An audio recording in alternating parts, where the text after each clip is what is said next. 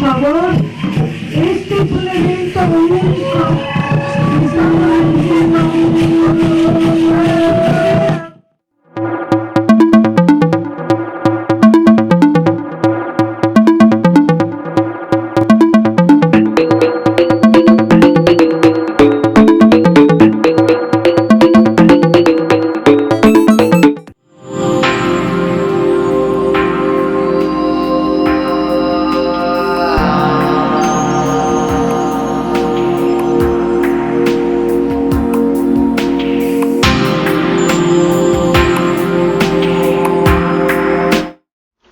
Sejam todos bem-vindos ao canal do Conhecimento. Para quem está chegando agora, eu sou Armando Danite, professor e responsável pelo canal, que traz para vocês história, misticismo, tecnologia e curiosidades. Eu sempre procuro lembrar a importância de você se inscrever, dar o seu like e comentar tudo o que você viu por aqui. Desta forma, estamos disseminando cultura, muito importante para o desenvolvimento. Roda a abertura do vídeo.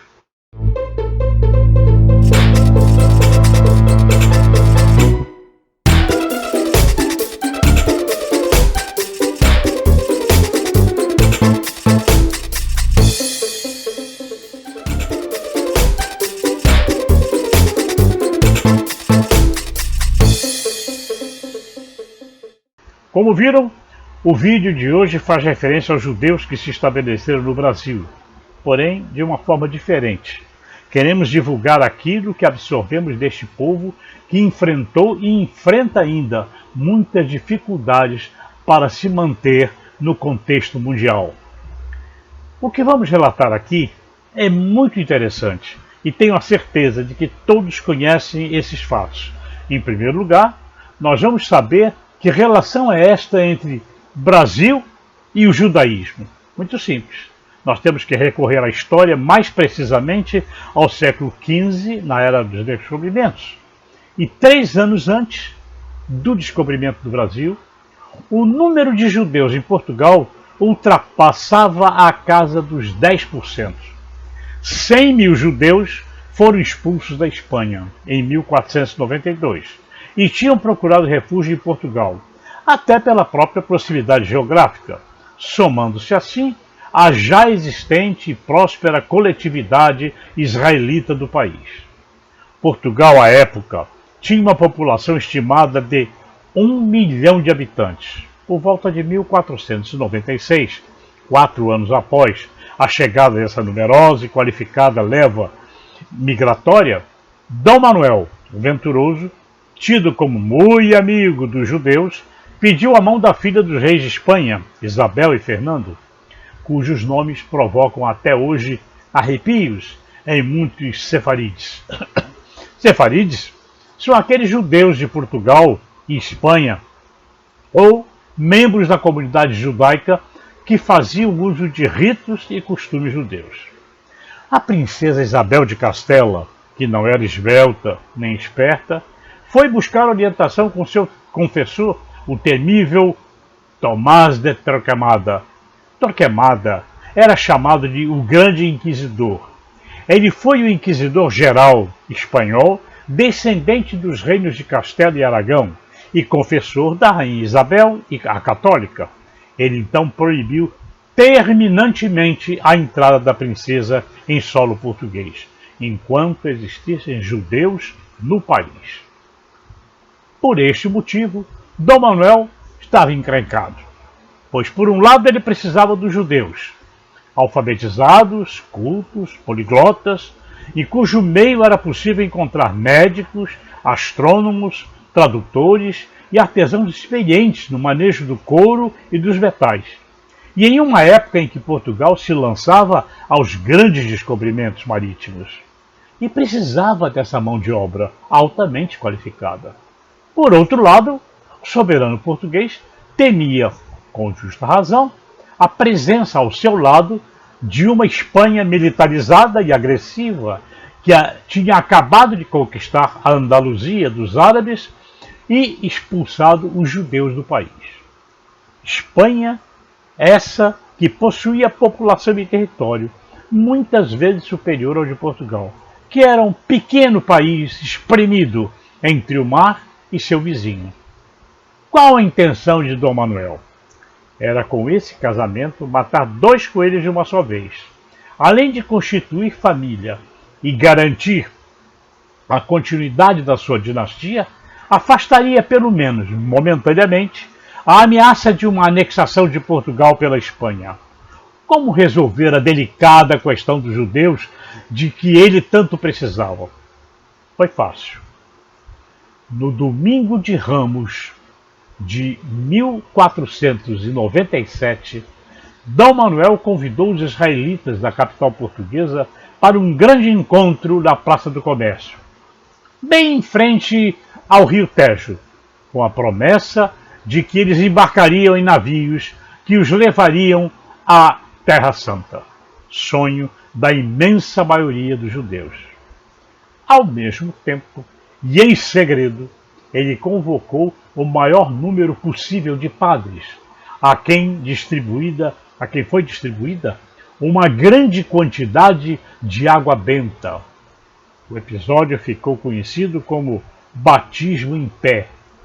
Enquanto os religiosos católicos aspergiam a água dita santa sobre a multidão que se acotovelava no cais, Dom Manuel, feliz da vida, enviava o seu emissário à corte espanhola para avisar que não havia mais judeus em Portugal, somente cristãos.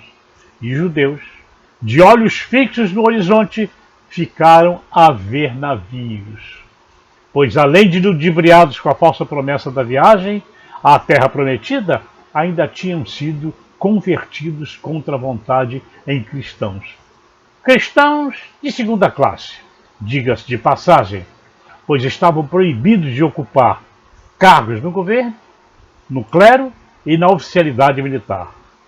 Em esse lamentável episódio, se por um lado evidenciou uma atitude de total desrespeito à liberdade religiosa em relação a uma parcela ponderável da população, por outro, serviu para deixar a marca da presença judaica na formação de portugueses e brasileiros, o que pode ser constatado ao se analisar certos hábitos, provérbios e até mesmo algumas estranhas superstições que se incorporaram à nossa maneira de ser.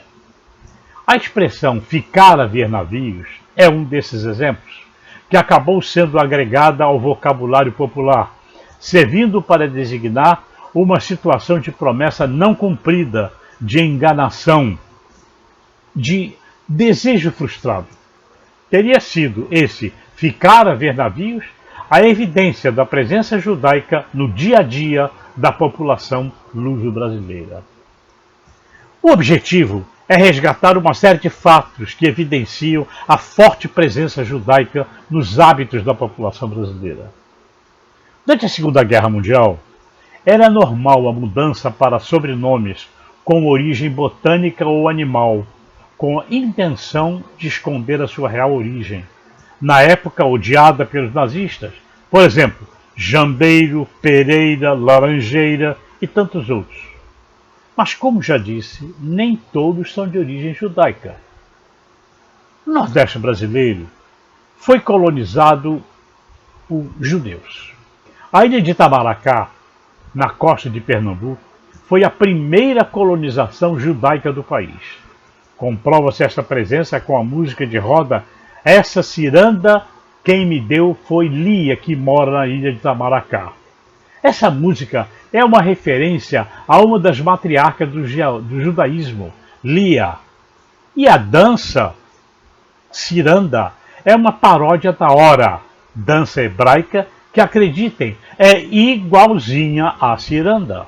Na sequência, podemos ver alguns fatos pitorescos remanescentes da cultura judaica que o Brasil incorporou ao seu dia a dia. Existem mais de 10 milhões de brasileiros que podem ser considerados descendentes de judeus. A grande maioria está no norte, nordeste, além de Minas Gerais. Para quem se interessar, eu sugiro como leitura e fonte de referência da historiadora da USP, Universidade de São Paulo, Anita Novinsky, já falecida, que era uma expert mundial nos Anusim, que são aqueles que foram convertidos à força no Brasil. Os mineiros têm a fama de ser pão duros. Faz sentido, uma vez que os judeus participaram de todos os ciclos da economia brasileira, inclusive do ouro e de pedras preciosas das Minas Gerais. Os judeus eram obrigados a se manter no anonimato para não serem denunciados à Inquisição. E, ao mesmo tempo, preocupados em seguir as regras dietéticas da Kashrut, que é a lei dietética judaica. Então, desenvolveram um mobiliário que permitia agradar a gregos e troianos, que é a famosa mesa com gavetas dos mineiros. Muito simples. Nas mesas das cozinhas e copas, onde eram realizadas as refeições, dispunham de gavetas, estrategicamente dispostas no lugar onde as pessoas deveriam se sentar. A cada refeição eram preparados 2 pratos para cada pessoa. Um era composto pelos alimentos habituais da cozinha mineira: linguiça, torresmo, leitão e outros quititos, que eram proibidos aos judeus, apenas para despistar, caso chegasse alguma visita inesperada. Outro era o taref, que significa alimentos autorizados pela lei judaica, que continha os alimentos preparados segundo a tradição de não misturar carne com leite e derivados, de evitar a ingestão de crustáceos e peixes sem escamas e especialmente a de não consumir carne ou gordura de porco. Era uma agonia de bota e tira os pratos dentro das tais gavetas à medida que um estranho se aproximava. Por este motivo, o povo acabou criando a lenda de que os mineiros eram pão duros, pois preparavam 2 tipos de comida, uma de melhor qualidade e sabor para os da casa e outra mais simples para aqueles caso houvesse uma visita inesperada. Se você frequentar no Rio as sinagogas Shel Gemilut ou Ari, a Associação Religiosa Israelita, ambas em Botafogo, vai ter a oportunidade de passar pela frente de um tradicional restaurante português localizado nas proximidades. Esse restaurante costuma realizar todos os anos o Festival da Alheira, que é ansiosamente aguardado pelos apreciadores da boa mesa. Na foto, você pode ver os vários tipos de alheira. Mas o que é alheira? Esta era uma das evidências para um judeu ser denunciado à Inquisição, ou seja, fato de não comer carne suína, especialmente os embutidos, como presunto, salames e linguiças. Uma casa portuguesa cristã deveria exibir, penduradas e à vista de todos, fieiras de embutidos de porco preparados com essa carne considerada impura pelas leis dietéticas judaicas. Os israelitas portugueses, especialmente das regiões da Beira Alta e Trás-os-Montes, logo se deram conta do risco que corriam ao exibir essa tradicional e proibida iguaria no entorno de suas casas. Criaram então uma falsa linguiça, que ao invés de porco, ela utilizava carne de gado. No lugar de toucinho de cor branca, colocavam pedaços de pão e, para mascarar o cheiro, folhas de um arbusto da região que tinha o nome de alheira, que possuía um forte odor semelhante ao alho. Além de afastar da razão para uma possível denúncia, estava criado um delicioso prato que até hoje faz a festa em muitas casas e restaurantes especializados em culinária regional portuguesa. Mas fique atento, antes de pedir uma alheira em um restaurante de comida portuguesa, fale com o maître a respeito do seu conteúdo, pois muitos fabricantes do produto, desinformados sobre a origem e o valor histórico da iguaria, acabaram substituindo a carne bovina por, adivinhe, nada mais, nada menos pela de porco. Quem já ouviu ou pronunciou a expressão passar a mão na cabeça, que significa proteger ou mesmo fazer vista grossa para um determinado fato? Se você suspeita que essa frase esteja relacionada ao ato judaico de abençoar alguém colocando as duas mãos sobre a sua cabeça, ao mesmo tempo em que se pronuncia uma breve oração em hebraico, está certíssimo. Esta é mais uma prova da influência judaica na cultura popular brasileira. Outra expressão com origem trágica remonta ao obscuro período da Inquisição, em que os condenados eram obrigados a vestir trajes de ridículos ao comparecer aos julgamentos e autos de fé. Além do sambenito, túnica com o formato de um poncho, precisavam colocar sobre a cabeça um longo e pontiagudo chapéu, conhecido como carapuça.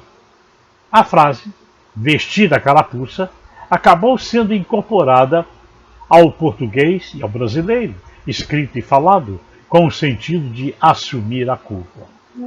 Vejam como é interessante apontar para uma estrela, segundo o conceito popular, poderia causar o surgimento de uma verruga no dedo do infrator ou na ponta do nariz. Sabem qual a origem dessa crendice? Observem. O calendário judaico é regido pela lua e o despontar da primeira estrela, marcando assim o início de um novo dia, especialmente se esse dia for o Shabat, o dia sagrado dos judeus, que começa na tarde de sexta-feira até o entardecer de sábado. Antes da expulsão da Espanha de 1492 e da conversão forçada de Portugal de 1497, era comum que as crianças judias, ao entardecer das sextas-feiras, ficassem procurando no firmamento o brilho da primeira estrela indicativa da chegada de um dia muito especial. Era a estrela d'alva, também conhecida como Vésper, que na realidade não é uma estrela, mas um planeta, o planeta Vênus, que pode brilhar com mais intensidade e se destaca dos outros corpos celestes. Quem apontasse primeiro ganharia a admiração dos mais velhos e, quem sabe, até algum presente. De repente, esse gesto passou a ser um denunciador da condição judaica. E a primeira coisa que as precavidas mamães fizeram foi assustar seus filhos com a possibilidade do surgimento de uma verruga na ponta do dedo ou na ponta do nariz. A Inquisição, felizmente, já acabou. Há bastante tempo, mas a crendice ainda persiste em muitas regiões desse imenso país. Por isso, não se preocupe quando vir uma criança ou adulto apontando para o céu, mesmo porque já se sabe que as verrugas são causadas por vírus e os dermatologistas dispõem de tratamentos específicos para erradicá-los. É muito comum, em alguns bares e botequins de norte e sul do Brasil, despejar no chão o primeiro gole de aguardente, em sinal de respeito ao santo. Qual santo? Acreditem, nada mais, nada menos do que o nosso conhecido Eliá Hanavi, o profeta Elias da tradição judaica. Nas mesas do Seder, que significa mesa cerimonial para o Peshá, que é a Páscoa judaica, é costume reservar um lugar para o profeta, colocando-se um prato, talheres e um cálice com o delicioso vinho adocicado especialmente preparado para a ocasião. Ninguém toca nesse cálice, reservado para Elias. Disse que a cada ano ele faz uma visita a todos os lares judaicos durante o Peshá e não ficaria bem encontrar o seu cálice sem o precioso líquido. Com as perseguições aos judeus, começou a ficar perigoso mencionar o nome de Elias, que passou a ser chamado de santo. De profeta para santo e de vinho para pinga, foi muito simples. O escritor e poeta João Cabral de Melo Neto, imortalizou nos versos de Morte e Vida Severina a estrofe que fala de uma cova com 7 palmos de fundura. É uma tradição 100% nordestina envolver as pessoas falecidas em uma mortalha de linho, sepultando-a em uma cova preparada em terra virgem, com a profundidade de 7 palmos. Também fazia parte da tradição judaica ibérica, por ocasião da morte de um ente querido, ao invés de sepultá-lo em um caixão, revestir seu corpo em uma mortalha, confeccionada com algodão ou linho, e enterrá-la em uma cova escavada em terra virgem e com 7 palmos de profundidade. Observem que durante a Guerra de Israel podemos ver os falecidos envoltos em lençóis, prontos para serem enterrados. Os homens costumavam ser sepultados envoltos no seu talit, que era um manto com franjas utilizado durante as cerimônias religiosas. Era coincidência? Lembrem-se, o Nordeste foi colonizado por judeus, e daí as grandes semelhanças desse povo. Finalizando, temos a cerimônia do Shabat, que tem início logo após a dona da casa ter acendido as 2 velas do candelabro ritual, também chamado de menorá, e pronunciado a benção própria para a ocasião. Mas quando é que isso acontece? Um pouco antes do pôr do sol das sextas-feiras. Mas como escapar dos inquisidores?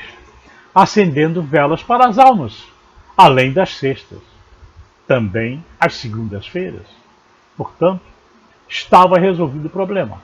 O acendimento das segundas-feiras era só para despistar, e o das sextas era para valer. A moda de acender velas 2 vezes na semana pegou e foi incorporado à cultura brasileira. Vimos assim como os costumes judaicos foram absorvidos pela nossa sociedade. Desta forma, chegamos ao final deste vídeo. Eu espero que tenham gostado e, se assim for, compartilhe com seus amigos e familiares. O canal precisa de você. Grande abraço a todos e até breve.